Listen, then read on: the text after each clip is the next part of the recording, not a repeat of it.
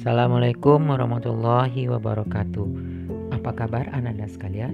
Semoga anak-anak dalam keadaan sehat.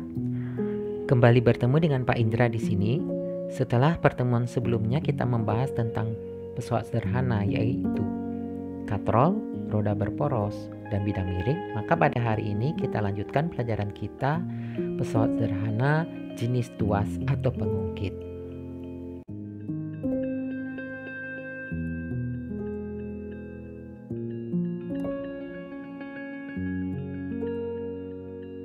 Adapun tujuan pelajaran kita hari ini adalah menjelaskan bagian-bagian pengungkit, menjelaskan prinsip kerja pengungkit, mengidentifikasi jenis-jenis pengungkit, dan menjelaskan keuntungan mekanis pengungkit.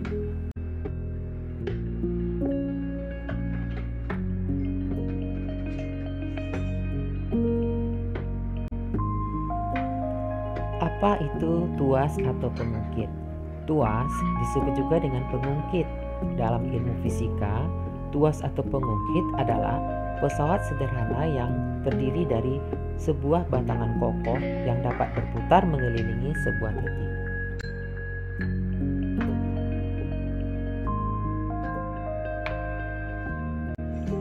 Pengungkit adalah suatu alat yang dapat digunakan untuk mempermudah melakukan usaha. Alat ini sering difungsikan sebagai alat bantu untuk mengangkat, memindahkan atau mencongkel barang atau benda. Dengan pengungkit, maka proses pemindahan barang membutuhkan energi yang lebih sedikit dibandingkan tanpa pengungkit. Pengungkit merupakan suatu alat yang memudahkan manusia dalam melakukan usaha atau kerja tanpa mengurangi berat benda. Pengungkit dapat memudahkan usaha dengan cara menggandakan gaya kuasa dan mengubah arah gaya.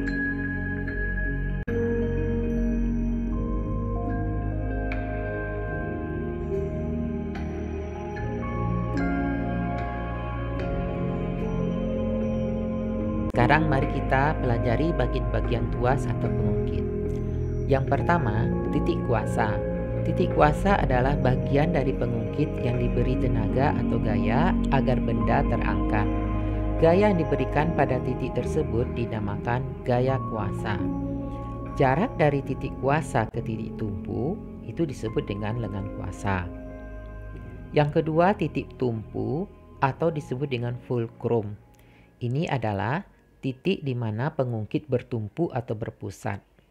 Pada hakikatnya, titik ini merupakan sebuah penyokong atau kaki yang ditempatkan sedemikian rupa sehingga memungkinkan sebuah tekanan yang relatif kecil untuk mengangkat benda yang bobotnya relatif berat. Dan yang ketiga, titik beban.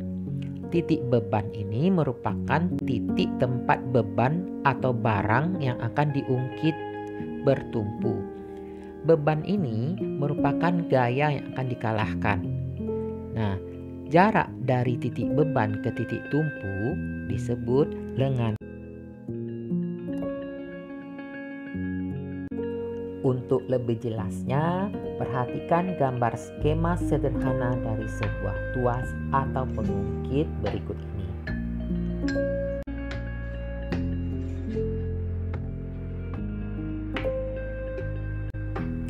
Sekarang kita lanjutkan jenis-jenis pengungkit. Pengungkit atau tuas itu ada 3 jenis atau 3 golongan. Yang pertama, pengungkit golongan pertama.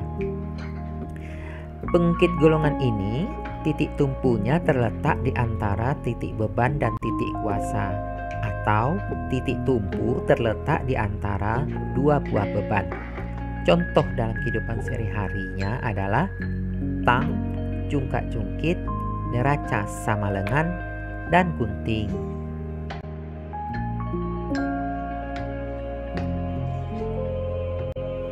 Yang kedua, pengungkit jenis atau golongan kedua. Pengungkit ini, titik beban terletak di antara titik tumpu dan titik kuasa. Contohnya, gerobak dorong, pembuka tutup botol, dan pemecah biji.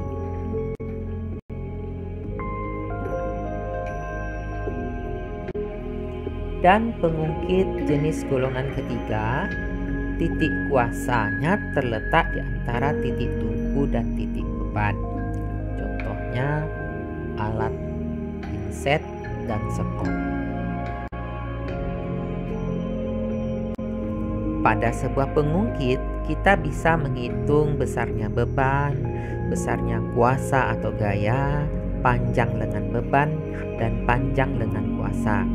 Keempat hal tersebut bisa dirumuskan dalam suatu rumus, yaitu W kali LB sama dengan F kali LK, atau W per F sama dengan LK per LB, di mana W adalah berat benda, satuannya Newton, LB adalah lengan beban, satuannya meter, F gaya kuasa, satuannya Newton, dan LK lengan kuasa, satuannya meter. Nah, beban W di sini bisa juga dihitung dengan menggunakan rumus M kali G, yaitu massa dikali percepatan gravitasi.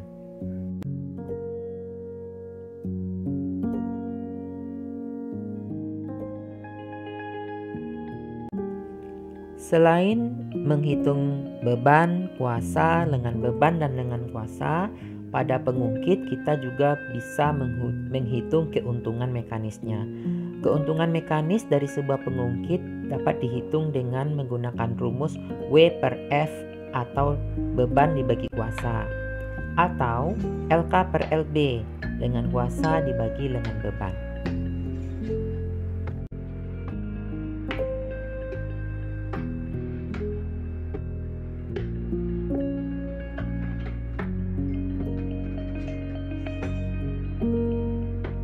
Untuk lebih jelasnya, mari kita lihat contoh-contoh soal berikut. Contoh soal pertama.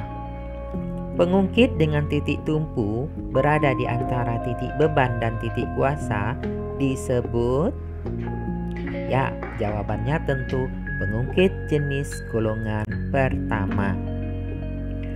Contoh soal kedua.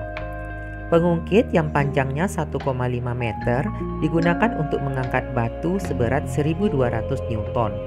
Jika titik tumpu diletakkan 0,5 meter dari batu, hitunglah besar gaya yang harus dikeluarkan. Nah, kita buat diketahui. Diketahui panjang pengungkitnya 1,5 meter. Berat batunya 1200 Newton, berarti W sama dengan 1200 Newton. Titik tumpu diletakkan 0,5 meter dari batu, berarti jarak lengan beban sama dengan 0,5. Nah, untuk menghitung lengan kuasa, panjang pengungkit dikurang dengan lengan beban. Jadi panjang pengungkitnya 1,5 dikurang lengan beban 0,5 sama dengan 1 meter. Itulah lengan kuasanya. Yang ditanya adalah gaya atau F. Untuk menghitung F, bisa kita gunakan rumus yang tadi. W kali LB sama dengan F kali LK. Sehingga untuk mencari F-nya sama dengan LB per LK dikali W.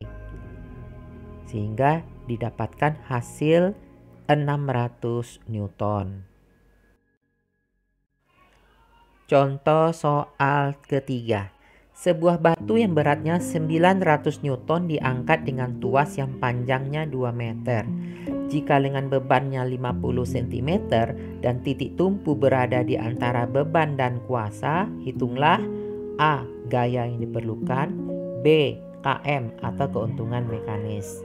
Nah, diketahui di sini berat 900 Newton. Jadi W sama dengan 900 Newton. Panjang tuasnya 2 meter. Lengan beban 50 cm. Lengan beban 50 cm berarti LB sama dengan 50 cm. Kita ubah 50 cm menjadi satuan meter sama dengan 0,5 meter.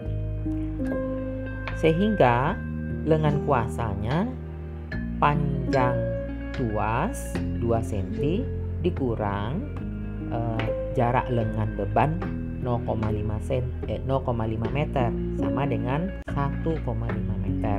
Nah, untuk menghitung gaya, Sama rumusnya seperti pada soal nomor 2, yaitu F sama dengan LB per LK dikali W. LB-nya 0,5, LK-nya 1,5 dikali 900, maka hasilnya 300 Newton.